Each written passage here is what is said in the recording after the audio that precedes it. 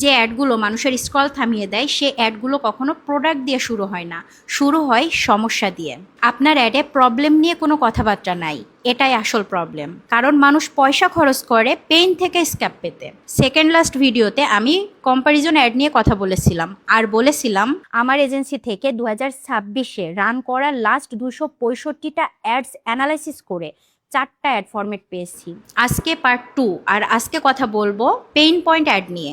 একটা জিনিস মাথায় রাখেন, people generally don't fall in love with a product.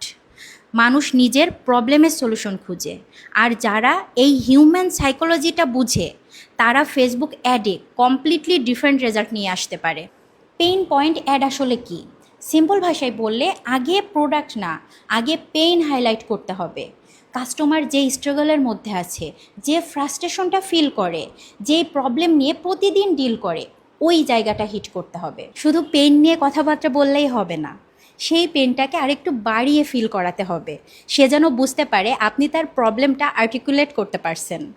Pain point add বানানোর জন্য আমি ইউজুয়ালি 3টা জিনিস দেখি। নাম্বার 1, কাস্টমার আসলে কোন প্রবলেমে সাফার করছে। নাম্বার 2, ওই প্রবলেমের ইমোশনাল ইম্প্যাক্ট কী, মানে ওই প্রবলেম কাস্টমারকে মেন্টালি বা সোশ্যালি কিভাবে এফেক্ট করছে।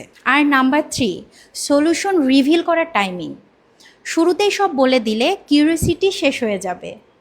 প্রথমে পেইন বিল্ড করেন, তারপর রিলেট করান, দেন সলিউশন দেখান। মানে আপনার প্রোডাক্ট বা সার্ভিসটা ইন্ট্রোডিউস করুন। কিন্তু এখানেও সরাসরি আমার প্রোডাক্টটা কিনুন বলবেন না, বলবেন আমরা আপনার এক্স সমস্যাটা ওয়াইভাবে সলভ করেছি। আর একটা ইম্পর্টেন্ট ইনসাইট শেয়ার করি, অনেকেই পেইন পয়েন্ট অ্যাড বানাতে গিয়ে ওভার অ্যাক্টিং করে বা ফেক প্রবলেম ক্রিয়েট করে।